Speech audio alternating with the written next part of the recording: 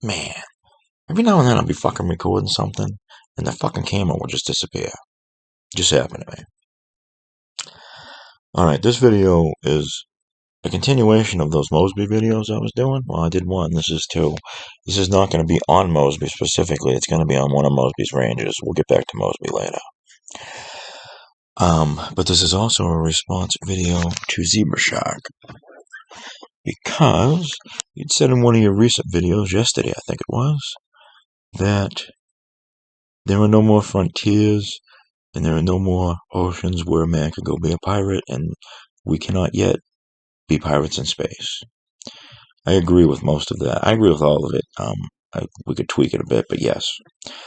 And the part of the reason why I want to tell you guys this story is because of that. The person in this book ends up becoming a member of an elite Confederate guerrilla unit. And I'm going to tell you how easy it was for him to join it. And the point I want you to keep in mind, I'm not going to bring this up again, but like I said, an elite unit. It's like joining the Navy SEALs just by being in the right place at the right time. And secondly, there's one of you who I believe to be a son of Virginia who knew a lot about Mosby's Rangers. And if you don't know the name I'm about to tell you, you should look into this. There's not much in the way of videos on the internet on this topic, and there's no audiobook version, at least on YouTube, that I could find. So you'd have to read this, but I'll tell you, this book is so worth reading. I think it to be the best book written on the Eastern Front there. Of all of them, it's even better than Mosby's book. Mosby's book has a hole in it that I find irritating. I'll discuss in another video. But, so this book doesn't. And the title of the book is... Oh, also, I packed this book away, so I don't have access to it. I haven't seen it in over a year.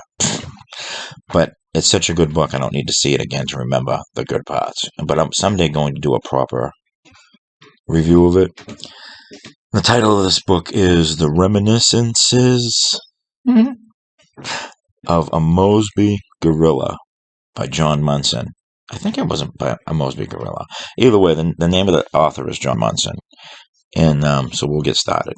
He was, and this is the response to Zebra Shark part here. This guy didn't, you envision like the Civil War starting and then everybody going down and joining it. This guy wasn't able to do that because he was a kid. And we know from yesterday's video, or the last one of these I did, that Mosby was a partisan ranger, and the Partisan Ranger Act wasn't signed into law until 1862. So this takes place after Mosby had been not only a guerrilla, but a famous guerrilla. I want to say he was with them for 3 years. 2 years, something like that.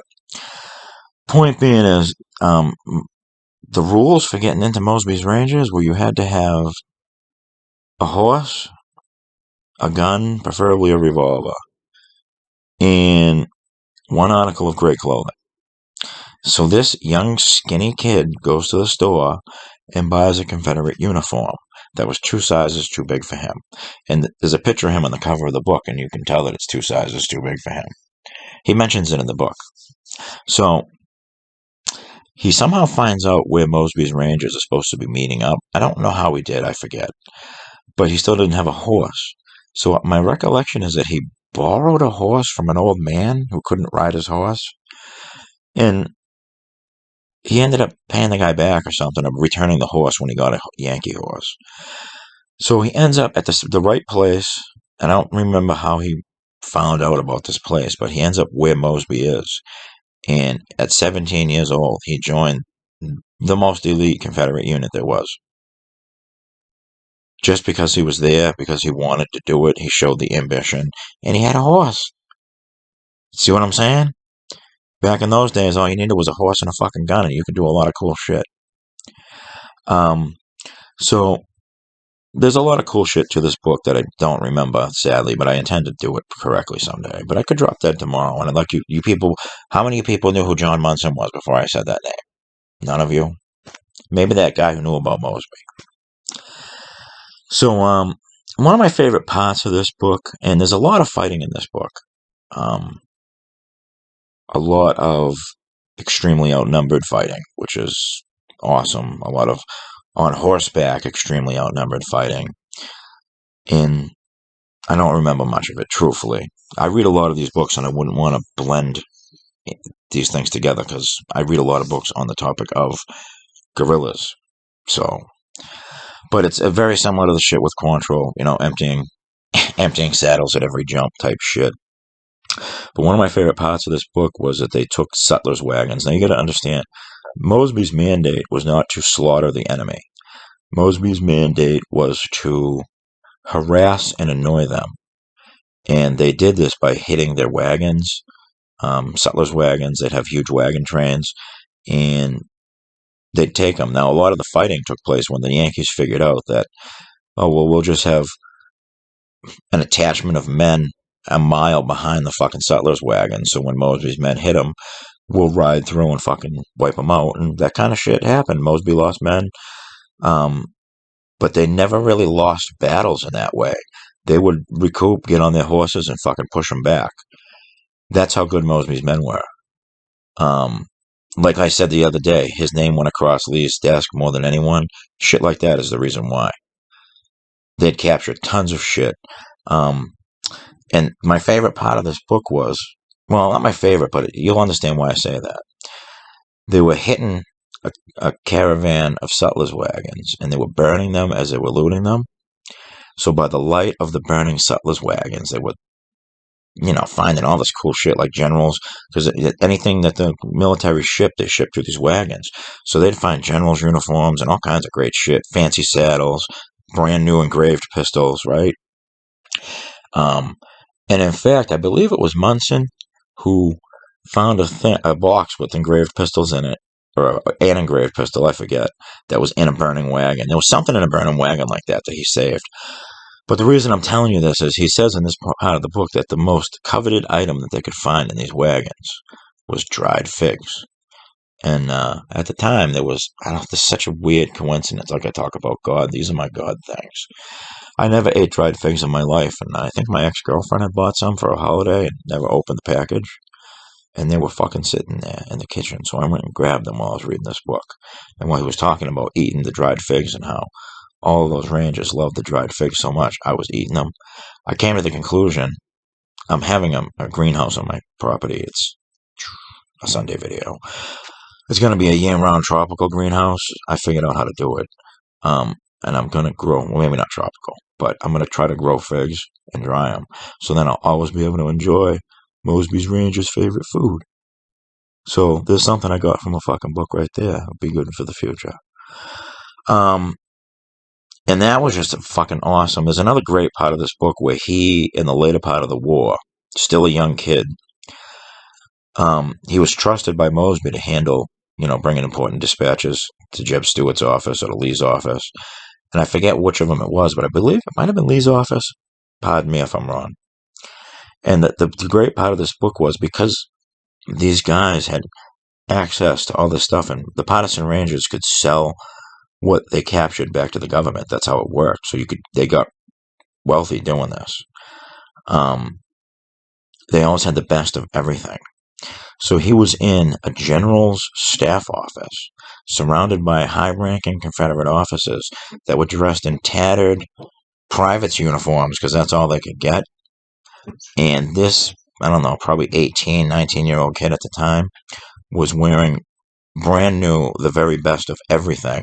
And people were even commenting to him, like, how amazing he looked, because their men had the best of everything. There's also a good part of this book where him and Mosby went to Stuart's headquarters when Stuart was on his way out to an attack, and his horse was sick or tired. And he rode Munson's horse. The name of the horse was Old Champ. I'll have something with that name someday. And when Stuart came back, he said to Munson that this is the finest war horse in any theater of this war. How much do you want for it? And Munson said, I can't take money from the greatest cavalier to ever live. He didn't say that, I added that in, but he said that, I can't take your money. He said, I'll give you this horse, because it would be my honor for you to ride this horse in the war. And Jeb Stuart said, "I could not take such a fine horse from a man without giving him due compensation." So the deal was never made. But John Munson rode a horse that the greatest cavalier ever to live thought was the best war horse ever to live. So that's an interesting thing that I didn't even think of before I started doing this. I just remembered that story. But the reason why I say this is the best book on the Eastern Theater of Operations is because most books, this is very exciting, this book to read. And most books have a point where they fall on their face, like Mosby's book did. I'll get into it. And the point where I thought Munson's book was going to fall on its face, and I was going to be like, oh, this is...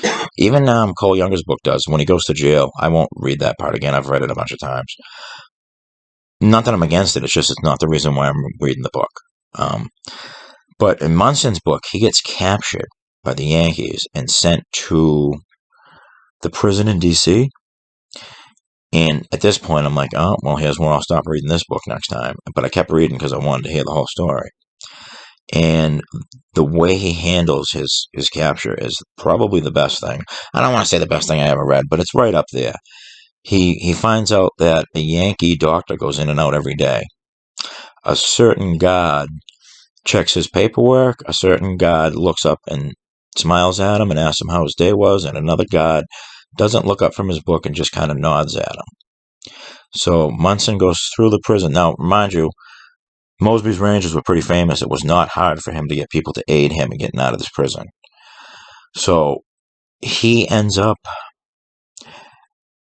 sewing up his own Union doctor uniform from pieces of other people's uniforms. And on the day that the less than admirable guard is working, he just walks out the fucking door and the guard nods to him. And now he's in Washington, D.C., a soon-to-be wanted Confederate, because, they do the roll call. And he's one of Mosby's Rangers who they're terrified of. Remember that from the video. They took the planks off of the bridge because they were afraid not of Stonewall Jackson or Robert E. Lee, but because of Mosby. So he ends up, and I'm not going to fucking spoil the whole book, which I probably just did, but most of you are never even going to read it, so at least you got some knowledge that you didn't have before. But a good part of the book is his adventure in trying to get from the prison back to Virginia, where he won't be being hunted, and all the people that help him and all the people that shun him. And the people that shun him, even he says, like, I don't blame these people. I mean, they're in downtown D.C., and they're known or suspected to be Confederate supporters, and here I am knocking on their fucking door. But that was a pretty good part of the book, and it doesn't fall on its face. And the war ends, and I won't get into it, how Mosby's Rangers ended, because that's for a Mosby video specifically, but I think this was in Munson's book, and I'm going to try to get it out quick. There was one of the Rangers who ended up opening up. See, they didn't become outlaws. It was a different situation than Missouri. One of the Rangers ended up owning like an inn. And every Sunday he'd have a dinner for the people in the inn.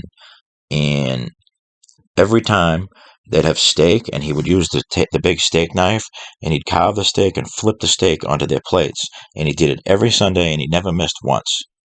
So one Sunday they were having dinner, and the guy at the end of the table, they were talking about the war, and the guy at the end of the table, not knowing who he really was, said, "Oh, Mosby's men, what a bunch of cutthroats they were." So this guy gets up, and he walks around the table, and he puts the knife to the guy's throat, and he says, you might want to take back that thing you just said about Mosby's men. I forget if that was in Munson's book or in that book by Williamson. But either way, I have a lot of these kind of things we can talk about in the future, and we're just going to keep going. Why? Because certain people decided it would be fun to rip down statues of people, so now I'm going to teach you about people that you never, ever, ever, ever thought of hearing about, like Archie Clements and John Munson. So, there you go. Fuck you all.